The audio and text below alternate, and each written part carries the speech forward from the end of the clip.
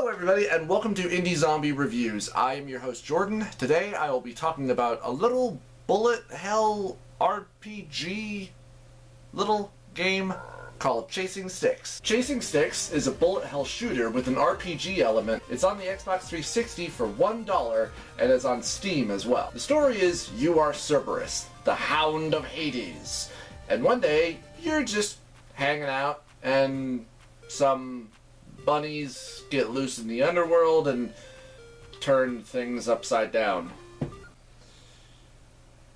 Yeah? So now you gotta go and find them all. So when I first played this game, I actually really didn't like it because I didn't know what the hell it was I was doing. But this game is actually nice enough to bother to include a manual to tell you what to do and what everything does. For example, the A button is your fire, obviously, and you can actually hold it down to maintain a constant fire. And you have a strafe button that you're gonna have to get used to in order to use properly. Your X button will activate a dash evade button that leaves a trail of fire behind you, which will also damage enemies. And then the B will activate a shield that your two heads will basically rotate around you and destroy enemy bullets. Actually, the very first defensive thing that I've ever seen in a shooter, at least from my perspective. You can dash out of the way and even dash through some enemies, but you gotta be careful about how you do this. If you do it improperly, you might dash into an enemy bullet, you could dash into an environmental hazard, so just be very mindful about that. You have a life bar starting at 4, and progressively as you navigate levels, you will find items that you can later equip and make yourself either stronger or gain new weapons. You have a main weapon, and your heads have weapons as well. And you can switch either your main weapon or even your head's weapons at just about any given time, depending on what you have. Having two different attacks will help greatly. You also have a special meter that is for your evade and your shield. It will deplete each time you use one of these abilities, but it will also recharge. And the additional items that you gain will either increase your life, your special meter, makes your ability stronger or faster, or allow you to even regain special meter faster. And as you level up, you can equip more of these items as well. So when you collect an item, you don't actually get to equip it or anything like that until you get back to the main hub area and you get to these two characters, the gelatinous cube or the floating head. Yeah. So when you give them the special item, you only get two options to choose from, and you can only choose one. Really doesn't even matter which one you give it to, they give you the same option. Either a brand new main weapon, or a new weapon for your heads, or perhaps a new special move, or a double special move. I went with the double special move, and it increased my special meter by 2. So this game is basically a bullet hell shooter. I do enjoy it. I didn't at first, but as I played it more, I began to like it quite a bit. But one of my biggest problems with it is that because it's supposed to be a shooter, it's not a dual stick shooter. You can change your controls around, but what would make it so much better would be if you use the main left stick as you do in the game in order to move around, but if you used the right stick in order to aim and shoot. Instead, it just feels so improper to just be using the A button and the strafe to just shoot in one direction, because far too many times when I'm trying to aim in a particular direction, I accidentally press in the wrong direction because I'm trying to do it so quickly and so fast. And I did wonder if maybe because of the fact that you also have special moves with the X and the B button, that maybe that was the reason why they didn't go with it. But after thinking about it, because you can change your controls around in the option menu at just about any time, why didn't they make it a dual stick shooter? You could still just use the other shoulder buttons or the other trigger buttons for your special move. That would have made so much more sense. The game consists of about 6 levels. Each level has a boss and 3 different treasures. There are usually 2 different parts of a level. One that you can just freely explore, depending sometimes. You can't go back to where you were to look around. The game can be a little bit inconsistent about that as well. My main other complaint comes from the fact that because you've got this odd amount of space between yourself and your two heads, and sometimes your bullets are just so, well, just an odd size, that depending on the enemy, Even though you're staring right at them, sometimes your bullets might go past them or right in between them, so you don't even end up hitting them.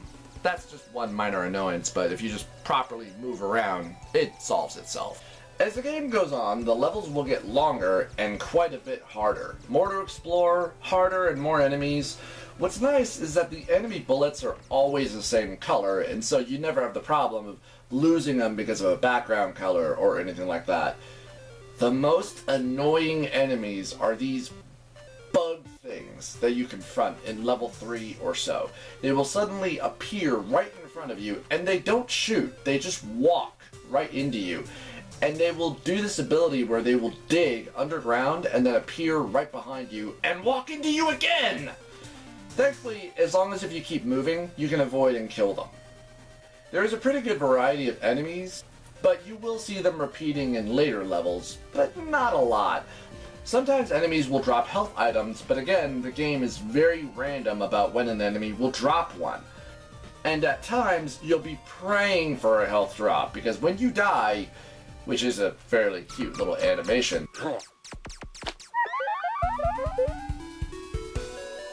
you go straight back to the river Styx, and you have to restart the level again.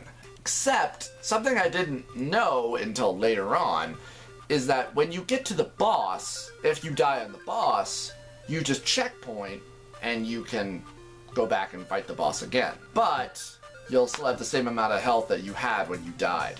You'll still have whatever treasures that it was that you collected, you can add them to your collection. Each boss fight is different, unique, and harder than the last. The boss of level 2 is known as Hades, the Summoner of the Dead. He will teleport all over the stage, use mirror images, attack you on all sides, and even summon minions against you. As long as you keep moving, using your shield, find the real summoner, and kill his minions, you'll defeat him.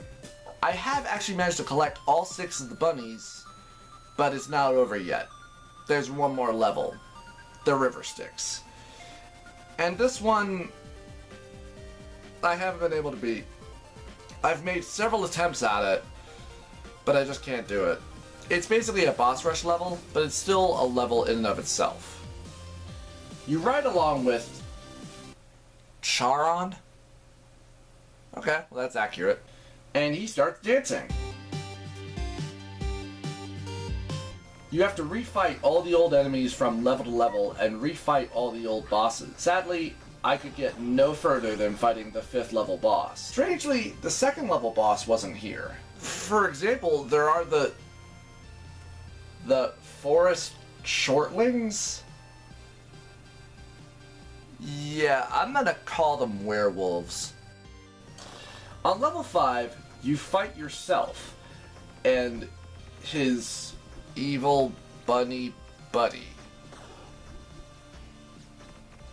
The bunny doesn't shoot or anything, but he moves about the stage, and if you touch him, you'll get hurt.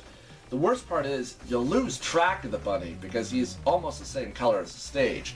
Of course, you're also trying to keep track of the darker you, as it's called, because he's actually the one moving about and firing at you too. The main thing that made this boss fight so damn hard was that when I got to him, I had only one freaking heart left. Damn it!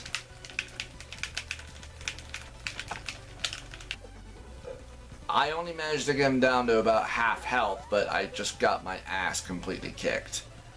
Thankfully, the bunny can take damage too, but the Dark Cerberus moves fast and shoots all over the stage, and even has your dash ability too. This took me so damn long. As far as the game goes, unlocking the river Styx is the farthest I've gotten, but there's also bonus stuff to unlock as well. There are completion times, which probably just tells you how long it took you to beat a level. Who knows? There are challenges, boss rush, and survival mode. I would have liked to have seen these for myself, but god damn, this game is hard. I even went back to other levels to seek out the other treasures, and only managed to find a few of them. They're hidden very well. With all of that said, I really genuinely enjoyed this game. If you love shooters, then you'll really like this. I also forgot to mention, this game has a co-op feature. I would have liked to try that out, but I don't really have any friends. Anyway, though, for this much content, and for this much challenge, and the fact that this game is only $1, I say is a pretty damn good deal. Check it out. Alright everybody, this has been Indie Zombie Reviews. I'm Jordan. I really hope that you enjoyed. Please click the like and subscribe button if you did. As always, a special thanks to my friend QuickKick, who always does all the cover art, and a huge special thanks to my friend Dorian for editing this video for me. I greatly appreciate it. Hope that you guys have enjoyed. I'll see you next time.